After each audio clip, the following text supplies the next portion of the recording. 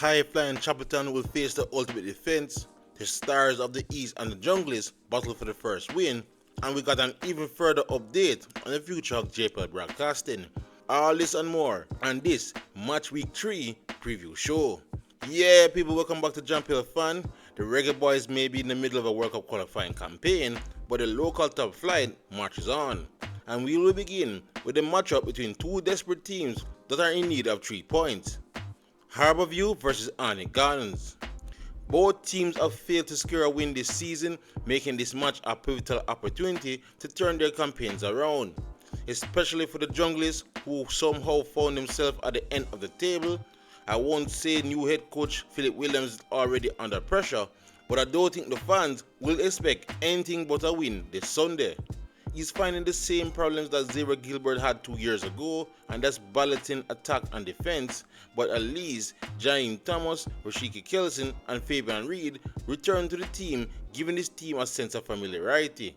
Arnett will most likely rely on quick transitions and lethal finishing from the likes of Reed and Kelson to get their first points of the season. As for Harbour View, their needs are simple: midfield control, creativity and, well, goals. I'm currently having a hard time picturing what exactly new coach Bjorn Thomas is trying to implement after the first 2 games, but whatever it is, they won't get far without goals. Credit to Captain Rowan Brown, who have been playing decent so far, but he and Acosta Chung needs help in the attack, so it must be finally time to start Trayvon Reed. As for the recent head-to-head record going back to their last 18 matches, Arnett Gardens have dominated, winning 10 of them, with 6 being draws, with there only being 2 wins for the Stars of the East.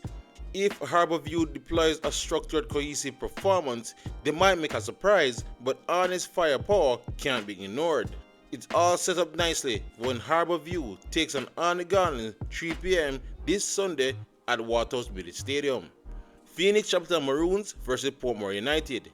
The Maroons technical director Craig Butler did state that football would be speaking for him this season, and so far they have delivered quite the message.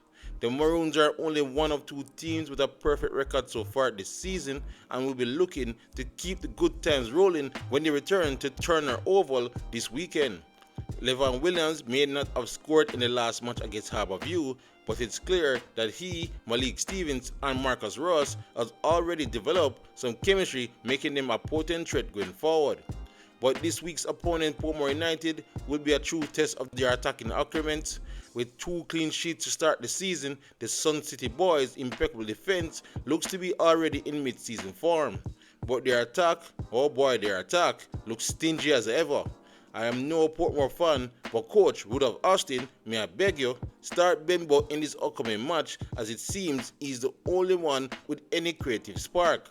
Okay, that's a bit harsh on the likes of Romario Guthrie, who had a decent match last week, but Portmore has to do more in the final third to bring balance with their stellar defense.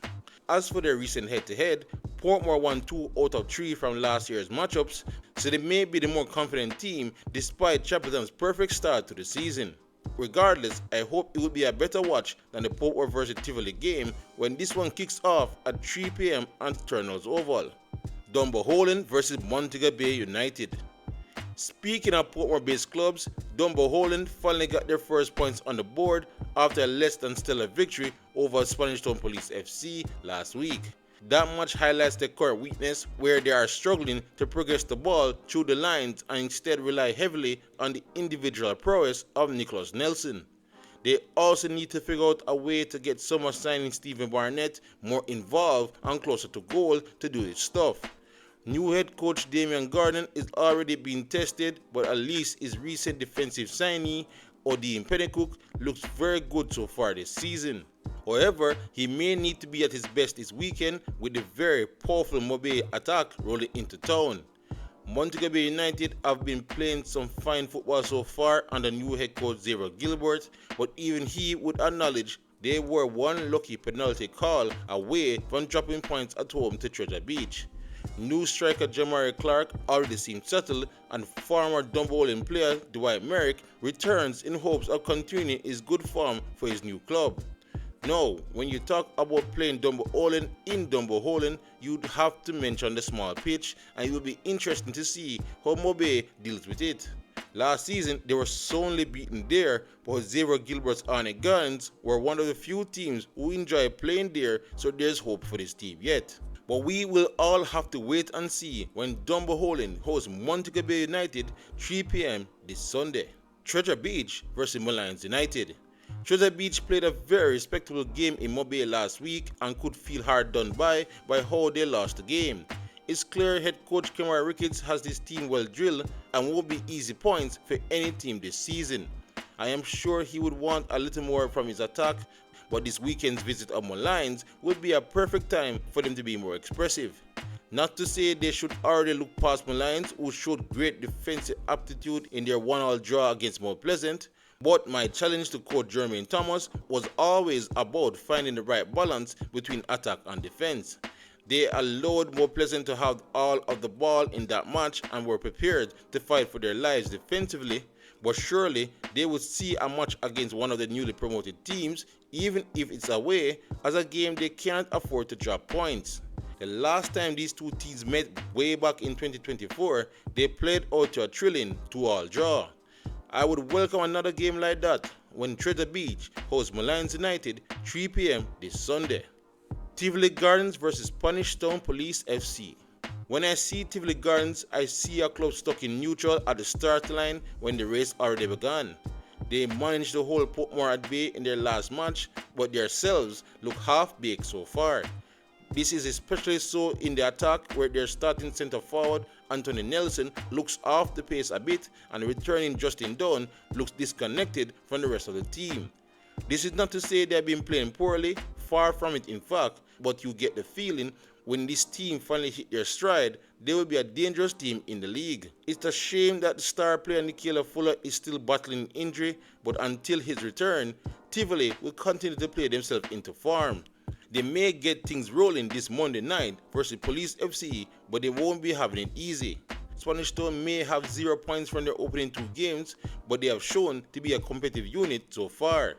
It's clear they want to play a certain brand of football, but lacking the consistent quality to get it done at this level, and they will be without right back Shamar Harris after his red card versus Dunbeholden.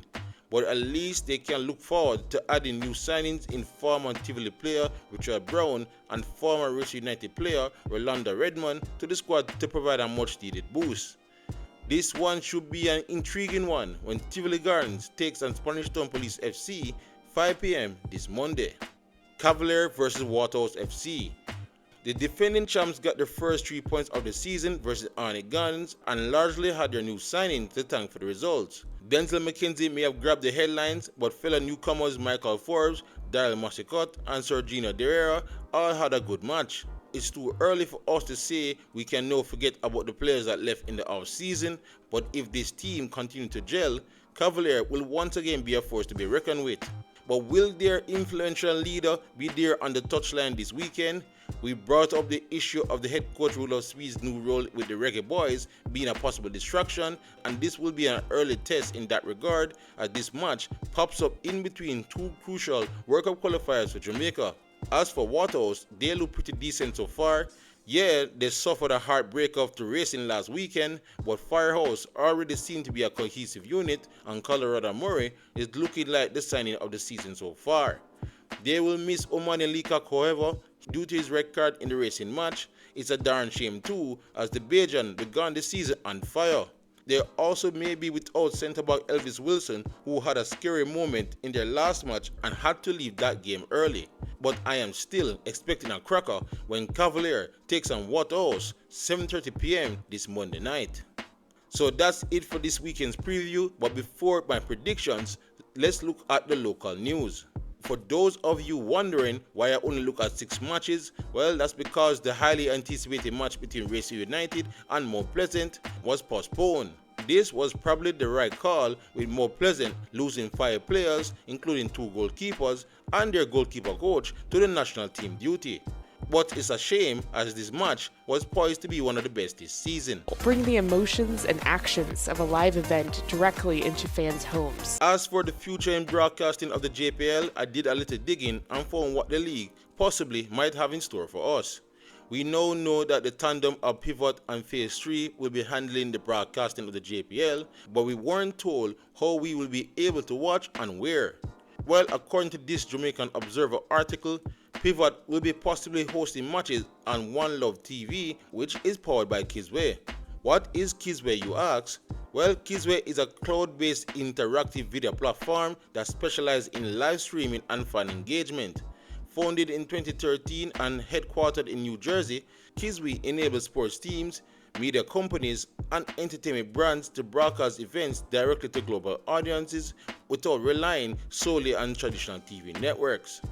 This platform provides remote multi-camera live event production, so in other words, you may be able to watch an Arnett match and manually cycle through a variety of camera angles from the comfort of your own couch. It also provides fan engagement tools such as live polls and predictions, where fans will be able to vote on the man of the match or predict the next goal scorer during live broadcasts. You will also be able to have watch parties where diaspora communities in London, New York, or Toronto host virtual gatherings to watch JPL matches together. There will also be social integration where instant fan reactions shown on the screen to create a two-way connection between the match and its fans. This platform also provides a unique revenue and monetization option such as pay-per-view or digital season passes, where fans worldwide can subscribe for a streaming package instead of relying on limited TV access. KISWE also provides the possibility of in-stream merchandising like jerseys, club merchandise, and matchday memorabilia sold directly inside the broadcast. It will also help with ticket bundling, like you could buy a ticket to a live match, plus get a digital pass to watch your replays later. And there's a lot more included with this platform, included in the area of data and analytics. Furthermore, Pivot had utilized this platform before in their broadcasting of the Racers Grand Prix earlier this year. Again, this is all a shot in the dark and no way confirmed by the PFJL, but it all sounds exciting.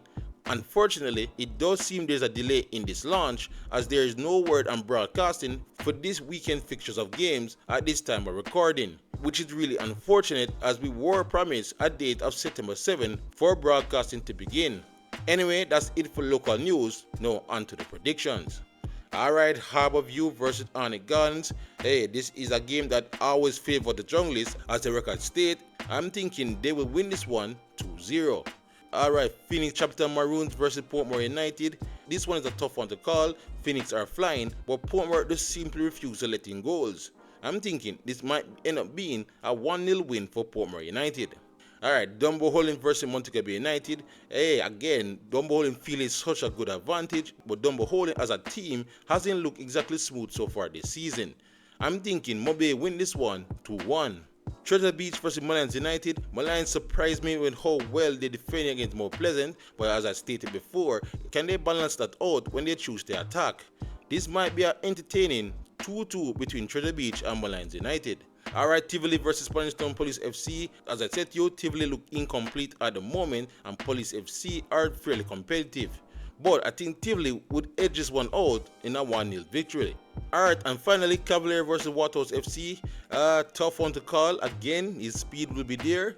Will he even be needed to be there? It's always an interesting fact. This might end up being one of those wild 2-all draws at Stadium East. But anyway guys, that is all from this Match Week 3 preview show. Thank you all for watching, and please like, subscribe and share as we look to keep you all up to date on everything in the JPL leading up to the final in May. Otherwise, with great JPL content, you're already at the right place. JPL fan. YouTube, big up yourself.